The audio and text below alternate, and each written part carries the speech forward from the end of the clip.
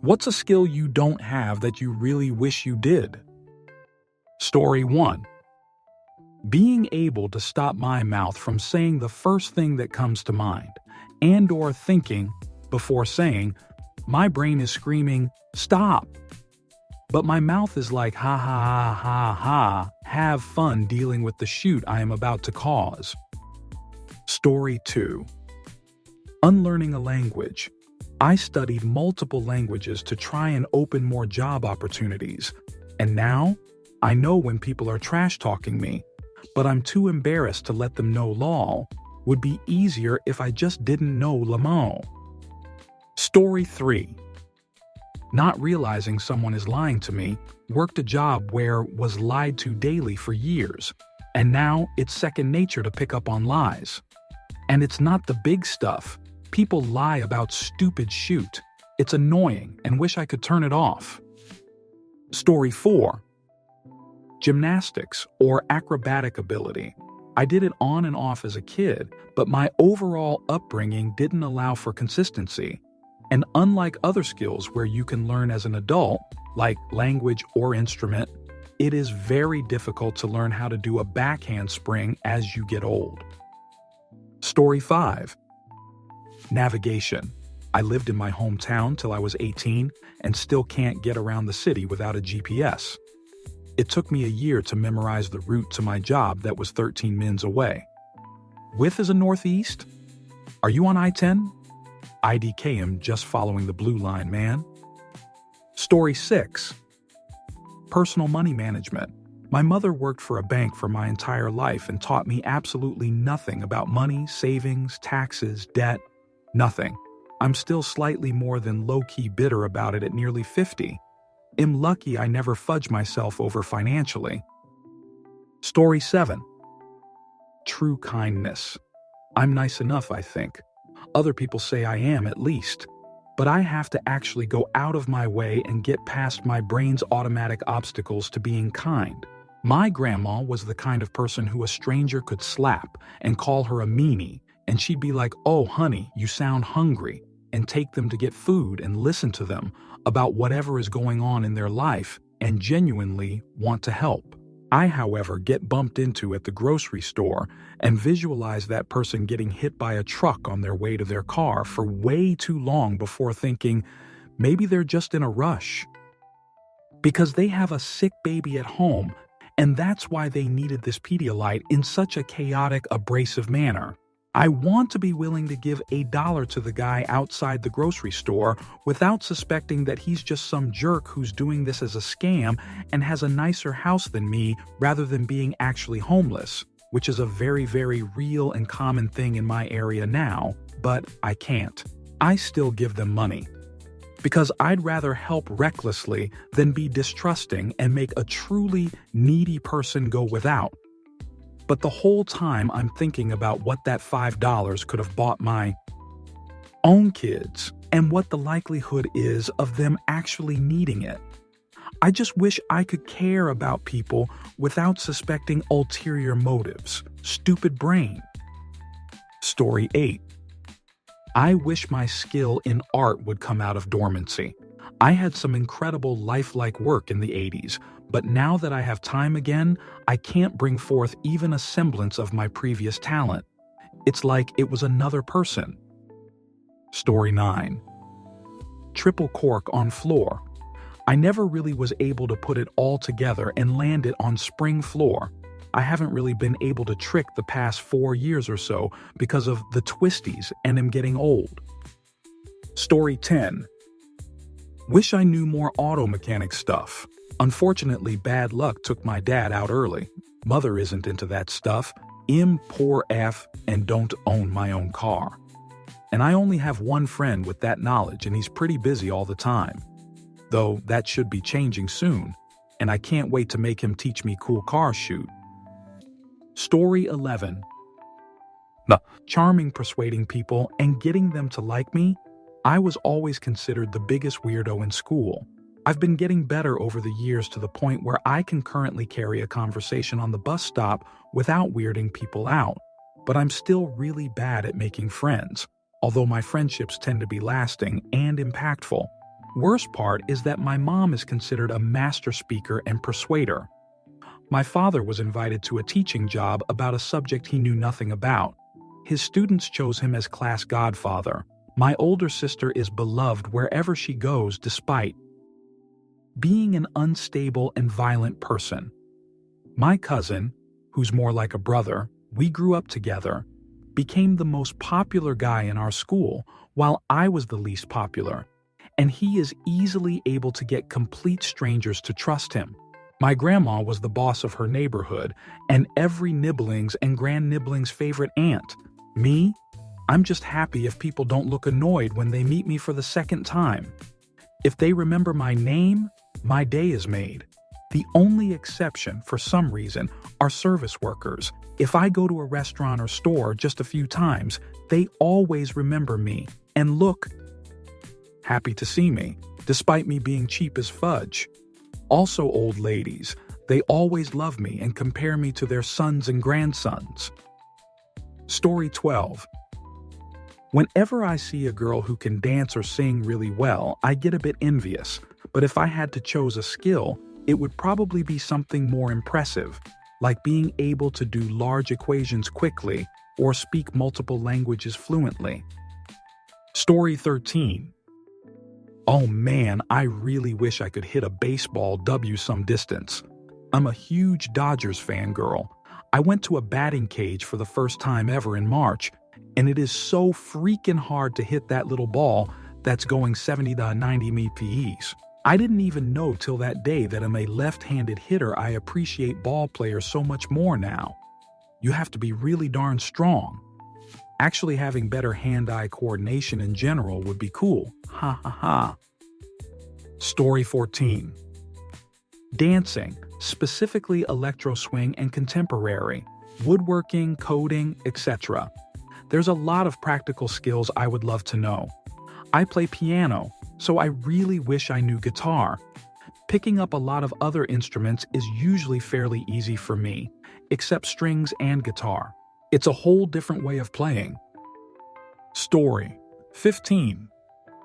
I wish my gross motor skills were better than they are. I played lacrosse well into my 30s. I had the massive desire to win. My brain understood what I needed to do from a strategic perspective, but I was never that good as I'd repeatedly make basic skill errors. It was so frustrating to be ultra competitive, know exactly what needed to be done, get into the right spots time and time again, only to fail repeatedly due to sucking at controlling my own limbs. Story 16. The ability to focus on things that I want to learn that are boring. The ability to practice things that are difficult without immediately giving up. I'd like to be better at art, but I can't focus on practicing because if I don't end up with a finished item piece, I don't want to do it. I'd like to learn certain languages, but the act of learning them is boring, and I get distracted and bored, and then don't do it for 6 months after learning 2 words. I get too distracted when trying to do tablet weaving and lose my place. And if I only have the tablet loom to focus on, I get super bored and anxious. There are a ton of other things too, but those are 3 that stand out right this moment. I do have ADHD and really bad executive dysfunction. Story 17. Music. From a sports guy that was always good at whatever I played since I was little, from reg sports to Motox, had some friends in high school that had a band. Never could play any instruments, even when they tried to teach me it was like a diff world. I'd love to be able to play the guitar, or even the bass, LD50. Looking at you bass-wise. Story 18. Artistic abilities.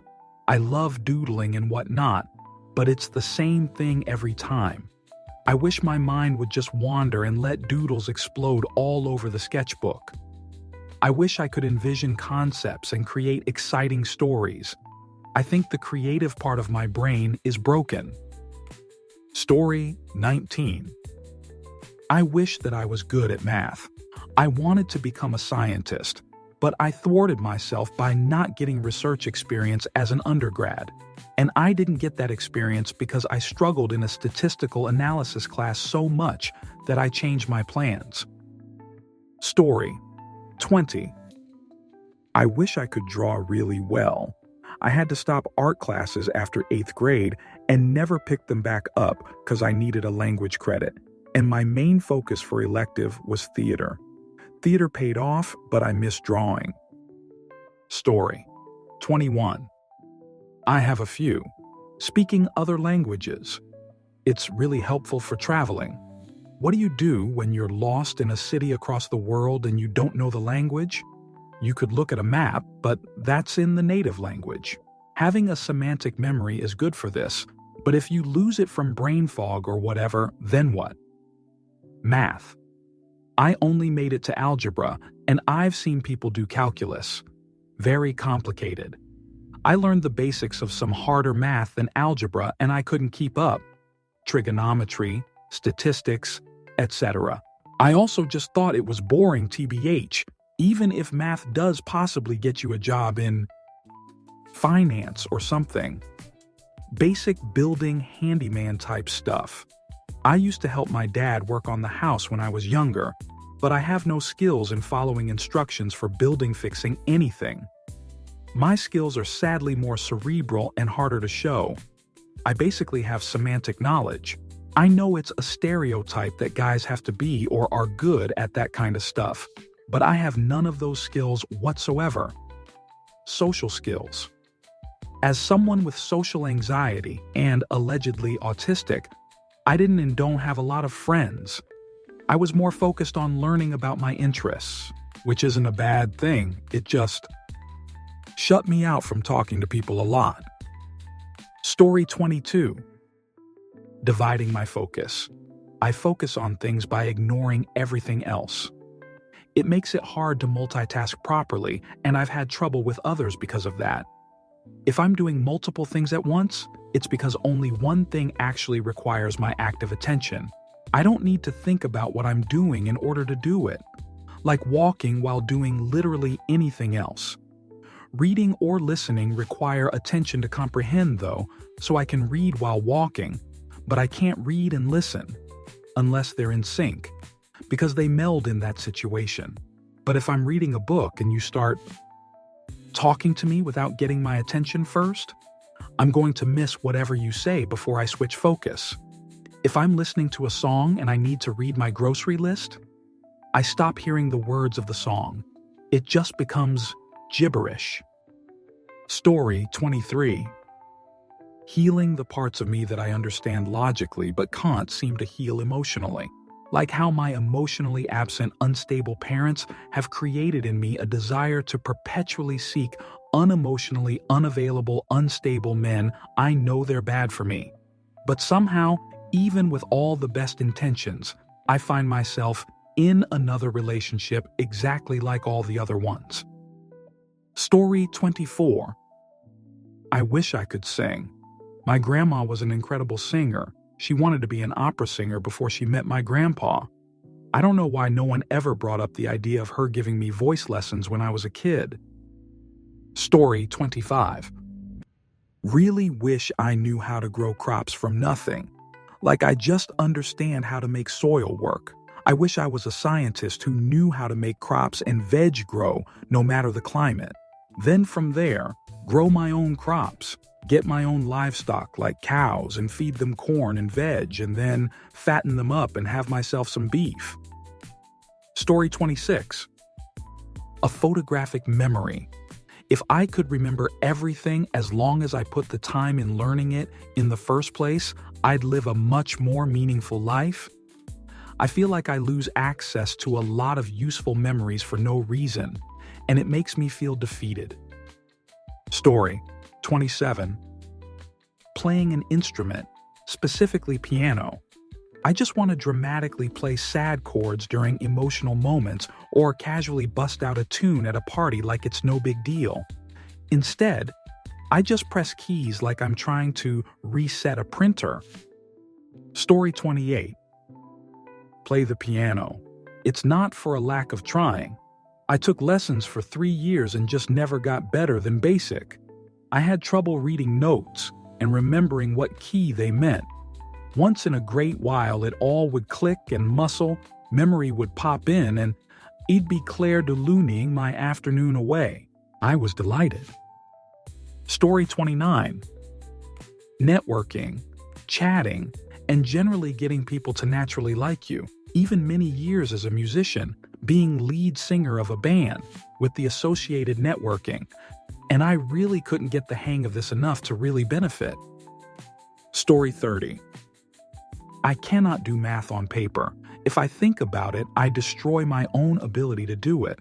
I can do things like IV meds, but it's instant. My brain, for some reason, just doesn't need me.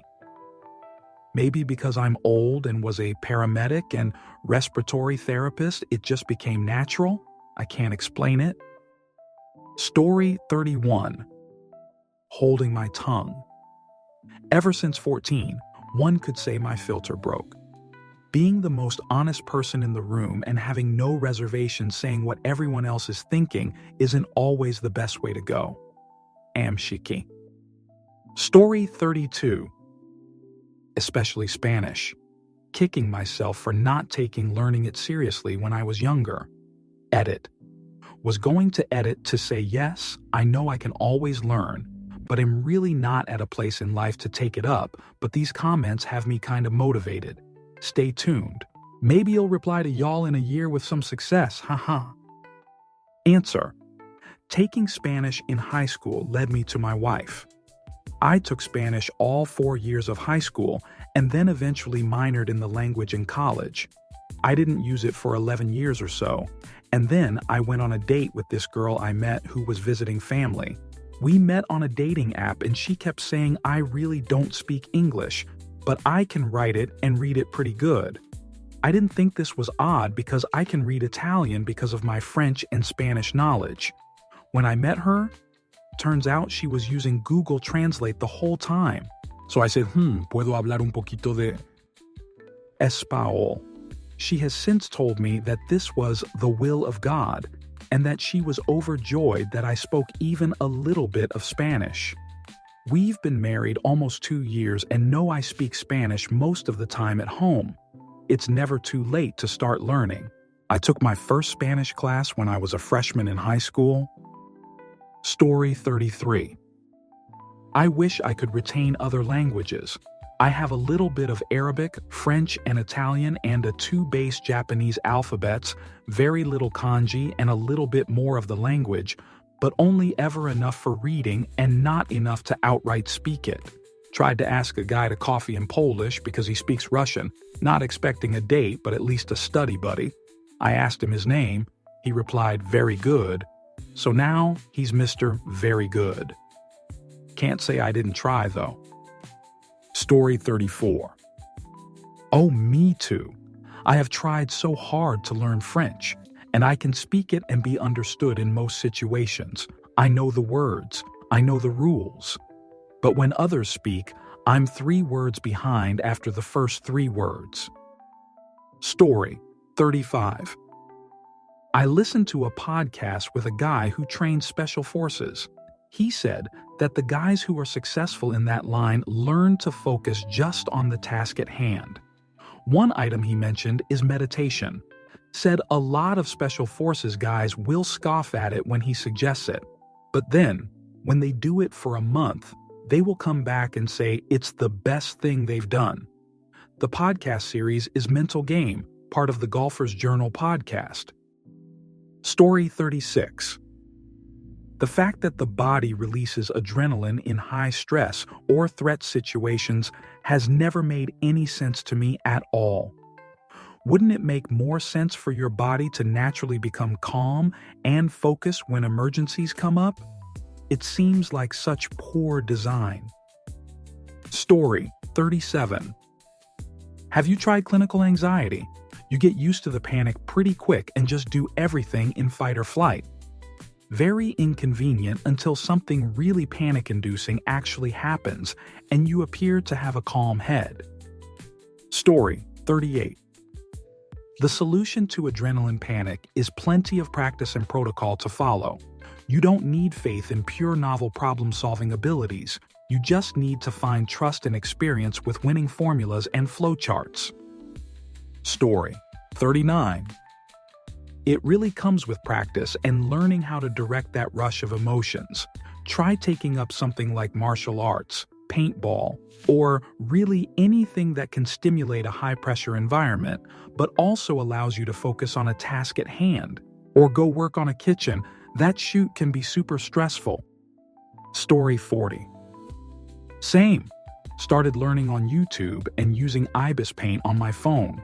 Got sketchbooks and some regular pencils and use those. Am I good? Meh. Will I ever be? Maybe. Am the type who enjoys the process though. Story 41. You can still learn. I felt the same way in school and never learned in art classes. Then, one day, I bought a book called Drawing on the Right Side of the Brain by Betty Edwards, and it changed everything for me. Basically, I learned that I was trying to focus on everything at once, and my brain just couldn't handle all that when attempting to recreate an image on a page. Instead, through the book's exercises, I learned to focus on smaller chunks and to examine the relationships between small things. And I finally started learning how to draw well. The rest is just practice, and through practice, you build up a subconscious library of shapes in your head that you can recall at will, much like building up your vocabulary to fluency in a language. I greatly recommend her book. The science about left brain, right brain is outdated, but the exercises and lessons within are solidly grounded. Story 42. As an introvert who learned to talk to groups, practice. That's what it takes. As you feel more comfortable and build up a bit of a style or repertoire of stories, it gets easier and easier. It helps to realize that they can also feel awkward, and frankly, you probably won't see the vast majority of them again. So, who cares if you don't make the perfect impression? Story 43. Not all it's cracked up to be. I get in trouble for being the most talkative cashier, even though I fill the silence with fluff and never extend the conversation. I'm like, guys, do you understand I'm making up for the fact they think the rest of you are either too moody or too quiet? This place feels like a morgue when there's silence. We once had a message from head office. Tell your staff to converse more with customers, and they didn't read it out of fear, LOL. Retail tills is a good place to learn to talk though, and you learn recipes and things off the customers. Story 44. I am good at this, and I'm not super extroverted. You can become better at this. The key is being able to find common ground. Where are you from? Sounds generic, but it can be a great starting point. If they're local, they could share their neighborhood or nearby town. In return, you might know someone who lives there, or you might like a restaurant that's nearby. You can easily build conversations on that. If they're not local, maybe they live in a state you've been to on vacation, or one you want to go to. If you're into sports, mention a sports team in the area. Story 45. My trick is to find one specific thing that I can mention to the person that I want to engage. It could be the weather. Man, it sure is hot today. A grocery item they've placed on the belt. I've been wanting to try that. Is it good? The shoes they're wearing. Do you like those Hokas? I've been wanting to try them. Etc. My favorite thing to do, though, is to find something to compliment. I go around all day telling strangers in passing, I love your shoes. I love your dress. Your hair looks so cute. Oh, that is such a pretty necklace. It's quick, simple, and always makes people smile. Story 46. I am a piano teacher, and I am here to say go for it. Look into your local music teachers association to find a fantastic teacher. If cost is a factor, scholarships may be available to you for young beginners or adult beginners. Or there are endless free learning resources online. The musical world is your oyster. Good luck. Story 47. Synthesia, piano app on PC. Get a decent keyboard, buy the MIDI adapter and plug it into a laptop or PC. You get a MIDI file of the music you wish to play, and it breaks down the track so you can play the notes on screen at a pace that suits you until you learn it. Also, Duolingo has a music course now for reading music, which is a good place to start. Story 48. This. My mom is an amazing piano player. She can improvise and add a lot to a basic melody, and she can sight read so well. She could never memorize anything, but sight reads so well she never needs to. I love listening to her play. I took piano lessons as a kid and into high school, but I never practiced, and I was good at memorizing where my hand should go, so I never really got good at reading and didn't know chords or have the ability to improvise. I'm so sad that I didn't inherit whatever musical ability she has and that I didn't practice when I had the chance. Story 49. Same here.